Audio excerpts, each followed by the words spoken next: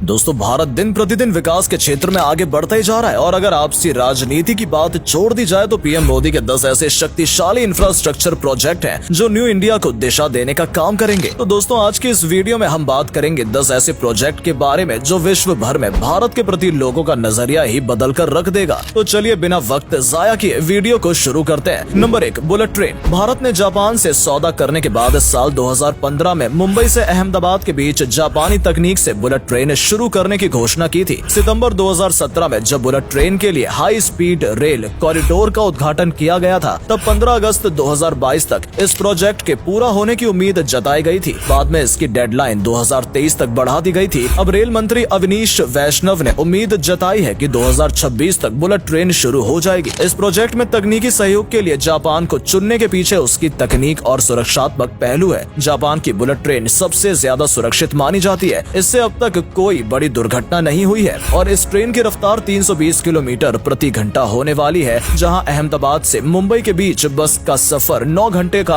और ट्रेन का सफर 6 घंटे का है, वहीं ये ट्रेन इस सफर को 2 घंटे 7 मिनट में पूरा कर देती है। इस प्रोजेक्ट में लगभग 25,000 करोड़ की लागत लगेगी। सरकार का ये कहना है कि इस ट्रेन की सफलता के बाद भारत के बाकी शहरों में भी इस ट्रेन की शुरुआत की जाएगी। Number 2, Bharatmala project. Bharatmala project Bharat में बड़ी चौड़ी सड़कें तथा हाईवे के निर्माण के लिए केंद्र सरकार द्वारा चलाई जा रही एक परियोजना है, जिसके तहत केंद्र सरकार ने देश भर में एक मजबूत हाई स्पीड रोड नेटवर्क तैयार करने की योजना बनाई है। राष्ट्रीय राजमार्ग विकास प्रोजेक्ट के बाद ये भारत में हाईवे के निर्माण की दूसरी सबसे बड़ी परियोजना है। देश में आर्थिक गलियारों, दूसरे देशों की सीमा से सटे इलाकों तथा दूर दराज के क्षेत्रों में कनेक्टिविटी को बेहतरीन बनाने के इरादे के साथ केंद्र सरकार ने 25 अक्टूबर साल 2017 में भारतमाला प्रोजेक्ट के नाम से हाईवे के विकास की एक बड़ी योजना की शुरुआत की, जिसका कुल अनुमान खर्च 5.35 लाख करोड़ रुपए लगाया जा रहा है। भारतमाला प्रोजेक्ट में 83,677 किलोमीटर सड़कों के नेटवर्क की परिकल्पना की गई है, जहां एक दिन में 18 किलोमीटर रोड कंप्लीट करने का टारगेट बनाया गया है। Number 3, 5G in India. 1 अक्टूबर 2022 को पीएम मोदी जी ने दिल्ली के प्रगति मैदान में आयोजित इंडियन मोबाइल कॉन्फ्रेंस इवेंट में 5G की लॉन्चिंग करके 130 करोड़ जनता को शानदार उपहार दिया। 5G के आने से इंटरनेट स्पीड 4G की तुलना में करीब 10 गुना बढ़ जाएगी। साथ ही इस सेवा को देश के 8 शहरों में शुरू किया गया है। ये सेवा प्रथम चरण में 13 शहरों में शुरू होगी। सरकार का अगले 2 सालों में देश कोने कोने तक 5G पहुंचाने का लक्ष्य है। 5G में 4G के मुकाबले 10 से 20 गुना तेजी से डेटा डाउनलोड स्पीड होगी। वहीं इस सर्विस में सभी लोग वीडियो बिना रुके या बिना बफरिंग के स्ट्रीम कर सकेंगे। 5G सर्विस के आने से इंटरनेट कॉल में आवाज बिना रुके और साफ आएगी, जिसकी मदद से हेल्थ केयर और वर्चुअल रियलिटी के नए रास्ते खुल सकते हैं। Internet of things, artificial intelligence और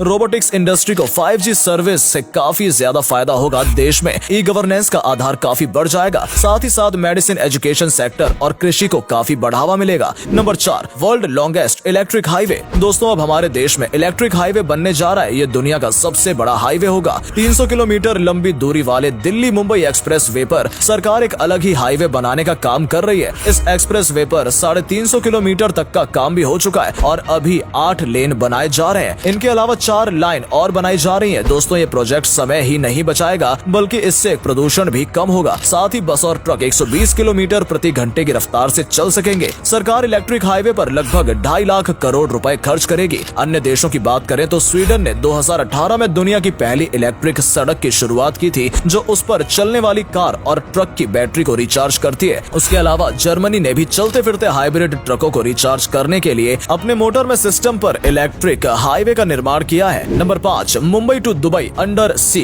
ट्रेन प्रोजेक्ट। दोस्तों, ये प्रोजेक्ट बेहद चौंकाने वाला है, जो अबू धाबी में आयोजित UAE भारत कॉन्क्लेव के दौरान सामने आया है। पानी के नीचे 2000 किलोमीटर लंबा ये रेल मार्ग बनाने की योजना बना रहा है, जो मुंबई को संयुक्त अरब अमीरात के फुजिराह शहर से जोड़ेगी। जी हाँ दोस्तों, भविष्य में मुंबई और दुबई के बीच अंडर वाटर ट्रेन दौड़ती नजर आ सकती है। हाइपरलूप ड्राइव लिस्ट ट्रेन चलाने के बाद दुबई में कानों के प्रोजेक्ट पर काम करने पर विचार किया जा रहा है। इस रेल नेटवर्क से UAE भारत के अलावा क्षेत्र के दूसरे देशों को भी फायदा होगा। यात्रियों के अलावा तेल और अन्य सामानों के आयात निर्यात के साथ साथ नर्मदा नदी से UAE में पानी एक्सपोर्ट करेगा और US से तेल इंपोर्ट करेगा। भविष्य में ये प्रोजेक्ट भारत और UAE के बीच में होने वाली इंपोर्टिंग और एक्सपोर्टिंग में काफी ज्यादा मदद करेगा। नंबर 6, मुंबई रोप वे प्रोजेक्ट। मुंबई मोटर द्वारा शिरडी से एलिफेंटा तक समुद्री मार्ग पर लगभग 8 किलोमीटर का रोप वे बनाया जा रहा है, जो दुनिया का सबसे बड़ा रोप वे होगा। खास बात यह है कि रोप वे मुंबई से धारापुरी इला फंटा द्वीप तक महज 14 मिनट में पहुंच सकेंगे। दोस्तों, जहां आज रोड से तय करने में 1 घंटे का समय लगता है, वहीं अब इस रोप वे की मदद से काफी कम समय मात्र में ही टूरिस्ट एलिफेंटा में घूम सकेंगे। इसमें 30 केबल सीटर कार होंगी, जिन्हें सपोर्ट देने के लिए 8 से 11 टावर लगाए जाएंगे। ये भारत का पहला रोप वे प्रोजेक्ट है, जिस पर लगभग 700 करोड़ रुपए खर्च होने का अनुमान है। Number 7, central Vista redevelopment project. जल्द ही दिल्ली में सांसद भवन का नया रूप आपको देखने को मिलेगा। दोस्तों, इस परियोजना के लिए 14,000 करोड़ रुपए का बजट निर्धारित किया गया है।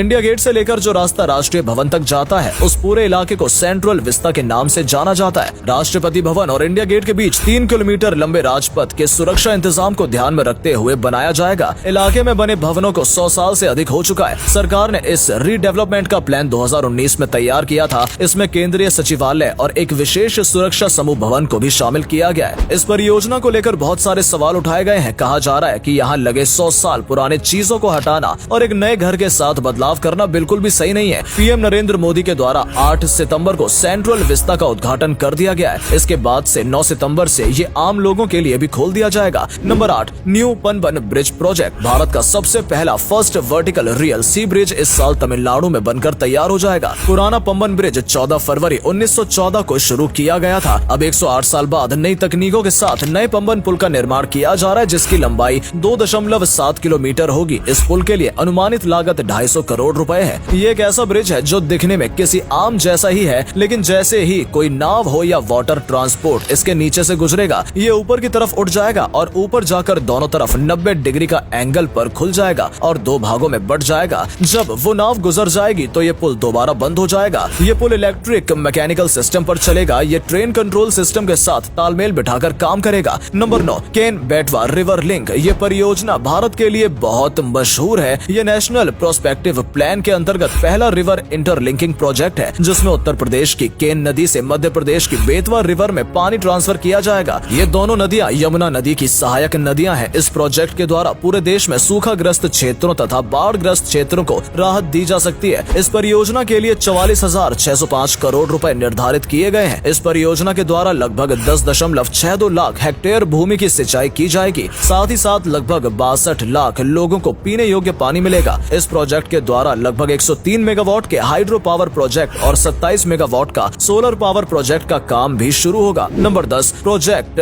हिमैंक। दोस्तों, ये है अब तक का सबसे बेस्ट प्रोजेक्ट। भारत का ही नहीं, पूरे वर्ल्ड का बेस्ट प्रोजेक्ट। इसे बॉर्डर रोड ऑर्गेनाइजेशन ने जम्मू कश्मीर के लद्दाख में सन 1985 में शुरू किया था। ये दुनिया की पहली सबसे ऊंची मोटर वाहक रोड है, जो ग्लेशियरों में उखेरी जा रही है। ये सड़क 19,300 की ऊंचाई पर है। ये सड़क पूर्वी लद्दाख में सशोमा से चाशोर तक बनाई जा रही है। ऐसी जगह में ठंड के अलावा इन बर्फीले इलाकों में हिमस्खलन का खतरा भी हमेशा बना रहता है। मौसम की वजह से इसे पूरा करना बहुत मुश्किलों से भरा रहा है, लेकिन भारत के लिए कुछ भी नामुमकिन नहीं है। दोस्तों, क्यों? सही कहा ना।